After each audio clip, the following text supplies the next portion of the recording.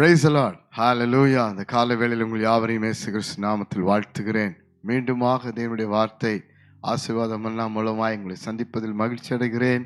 பிரியமானவர்களே, கர்த்தர் நம்மை ஆசீர்வதிக்கிறவர். ஒரு குறைவுபடாமல் நம்மை எல்லா விதத்திலும் அவர் ஆசீர்வாதமாய் மாற்றுகிறவர். இந்த காலை வேளையில் உங்களுக்காக ஒரு தீர்க்கமான வார்த்தை பேசி உங்களை ஆசீர்வதிக்க தேவன் போதுமானவராய் இருக்கிறார். ஹல்லேலூயா.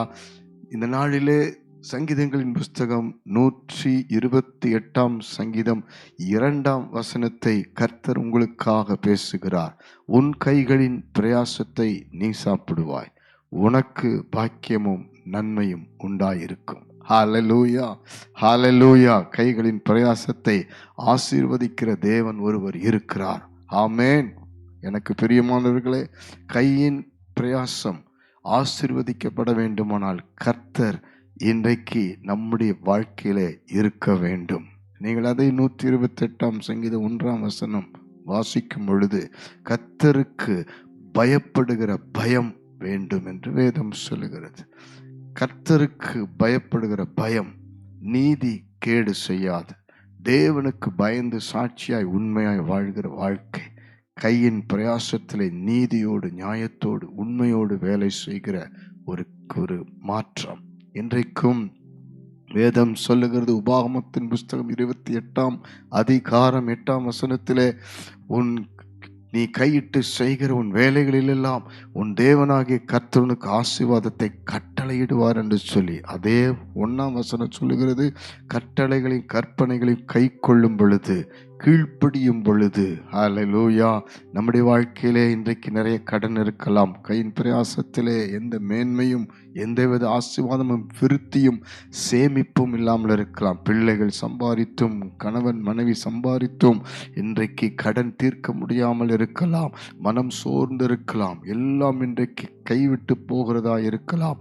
ஒரு பைசா கூட வீட்டிலே தங்காதபடிக்கு சூழ்நிலை இருக்கலாம். கவலைப்படாதிருங்கள். கர்த்தர் இடத்திலே முதலாவது பயபக்தியோடு தேவனுக்கு பயந்து நாம் இன்றைக்கு ஒப்பு கொடுக்கும் பொழுது கர்த்தர் ஆசீர்வதிக்கிறவராய் இருக்கிறார். வேதம் சொல்லுகிறது, நீதிமொழிகளின் புஸ்தகம் 14 23 வேத வார்த்தை வாசித்து பாருங்கள். சகல பிரயாசத்தினாலும் பிரயோஜனம் உண்டு, உதடுகளின் பேச்சோ வறுமை மாத்திரம் தரும். இன்றைக்கு எல்லாத்தையும் பிரயாசப்பட வேண்டும். கர்த்தரை நம்பி பிரயாசப்பட வேண்டும். லூக்கா 5 கர்த்தர் ஒரு ஆலோசனையை சீமோனுக்கு சொல்லுகிறார். சற்றாழத்தில் தள்ளி கொண்டு போய் வலையை போடு என்று சொல்லுடைய பிரயாசங்கள் எல்லாம் அற்று விருதாவாய் காலியாய் வெறுமையாய் இருந்த நேரத்திலே கர்த்தருடைய வார்த்தையை கேட்டு அதை ஏற்றுக்கொண்டு அதை விசுவாசித்து அந்த முழுதும் பிரயாசப்பட்டு ஒரு பலனில்லாத சூழ்நிலையின் நடுவிலும் இழந்த சூழ்நிலையின் நடுவிலும் வார்த்தைக்கு கீழ்ப்பிடிந்து வலையை போடும் பொழுது எங்கு தோற்றாரோ, எங்கு ஒன்றுமில்லாமல் போனதோ, எங்கு முழுதும் எத்தனையோ கஷ்டப்பட்டு ஒன்றும் கூட ஒரு மீன் கூட கிடைக்காமல் காணப்பட்டாரோ அதை தேவன் மாற்றினார். சூழ்நிலையை மாற்றினார். எல்லாவற்றிலும் நிறைவை கொடுத்தார். 2 படகு நிறைய மீன்களை பிடிக்க கர்த்தர் அற்புதம் செய்தார். நீங்கள் கீழ்ப்பிடிந்து பாருங்கள். வேதம் சொல்லுகிறது, ஆதியாகமத்தின் புஸ்தகம் 26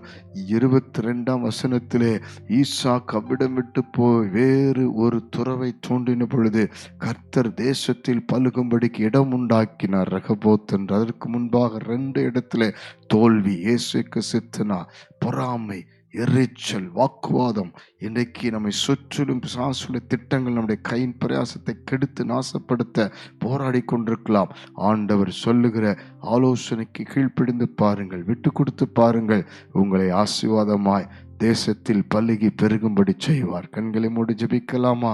அன்பின் பரலோக பிதாவே, கைகளின் பிரயாசத்தை ஆசீர்வதிக்கிறவரே, பாக்கியமும் நன்மை உண்டாக செய்கிறவரே, இந்த காலவெளியில மனம் சோர்ந்து இருக்கிற, வேலையில்லாமல் இருக்கிற, எத்தனையோ ஆண்டவரே சம்பாதித்தும் இழந்திருக்கிற வியாதிக்கும் அல்லது கடனுக்குமே பணம் போகிறது என்று கண்ணீரோடு நிற்கிற, பாரத்தோடு வேதனையோடு நிற்கிற, ஒவ்வொரு மாசமும் கஷ்டப்பட்டு கொண்டிருக்கிற ஒவ்வொரு குடும்பத்துக்காய் ஜெபிக்கிறேன். இப்பொழுது உம்முடைய கரத்தை நீட்டுவீராக.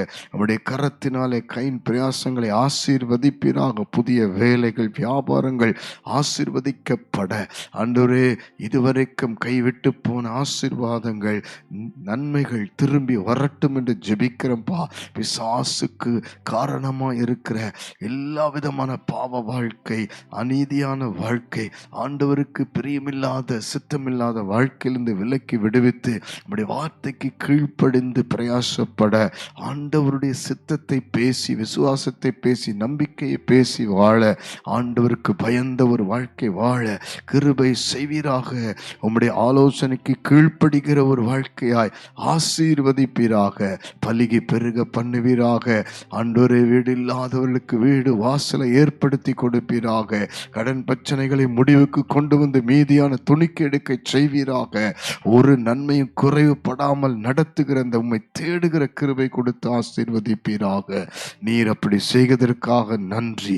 இன்று முதல் நான் உங்களை ஆசீர்வதிப்பேன் என்று சொன்னபடியே ஆசீர்வதியும் ஆசீர்வதியும். இயேசுவின் நாமத்தில் ஜெபித்து அர்ப்பணிக்கிறோம் ஜீவனுள்ள நல்ல பிதாவே. ஆமென், ஆமென், ஆமென். God bless you.